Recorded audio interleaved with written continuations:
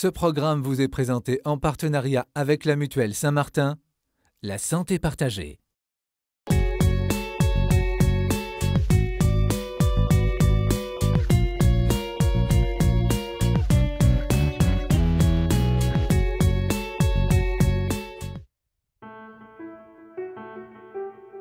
Nous sommes en région parisienne, chez Gaël et Jacques. En couple depuis plus de 20 ans, ils sont mariés civilement. Ensemble, ils ont eu 3 enfants, la dernière est au collège. Quand ils se sont rencontrés, Gaël était célibataire. Mais Jacques avait été marié une première fois, religieusement. Puis il y a eu divorce et une prise de distance avec l'Église. La situation change avec l'organisation du baptême de leur fils. Et j'ai mesuré 2 choses. La miséricorde, que je connaissais déjà, mais je pensais que c'était une expérience que je n'aurais pas à revivre, la preuve de l'amour inconditionnel du Seigneur. Et cette miséricorde exprimée par des frères, par l'accueil des frères, de frères très différents, très ordinaires, qui nous ont accueillis dans cette communauté, qui nous ont portés dans la prière, même de façon silencieuse. Des mains tendues de la part de l'Église donc, mais aussi de la part des autres paroissiens. Au début de notre chemin, quand on ne se levait pas pour aller communier et que pour ne pas aller communier, qu'on restait sur notre banc et que je pleurais au début, vraiment, c'était quelque chose d'extrêmement difficile, alors que je ne m'étais jamais posé la question avant sur ce que je faisais.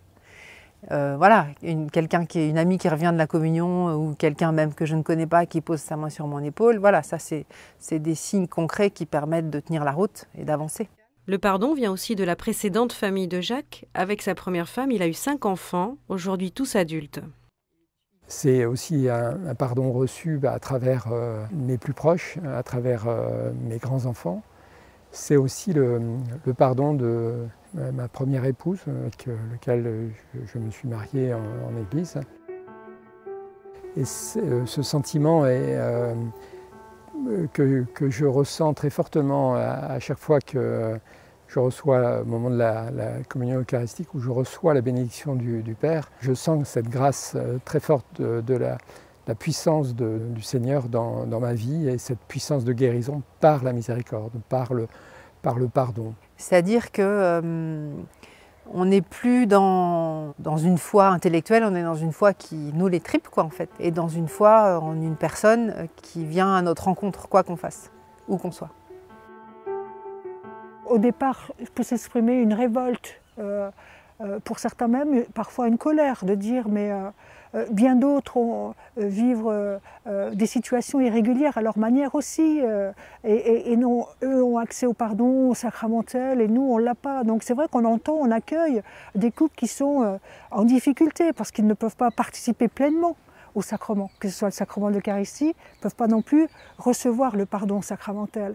Mais cela ne les dispense pas de pouvoir accueillir des temps de miséricorde, d'aller voir un prêtre, pour aussi, pourquoi pas, confesser leurs péchés. Ils ne recevront pas le pardon sacramentel, mais avec le prêtre. Et le prêtre priera pour eux, pour que voilà, le cœur de Dieu se penche sur leur misère. Il n'y a aucune situation qui soit une impasse au regard de Dieu. Il n'y a aucune situation en dehors de la grâce de Dieu. Dieu aime.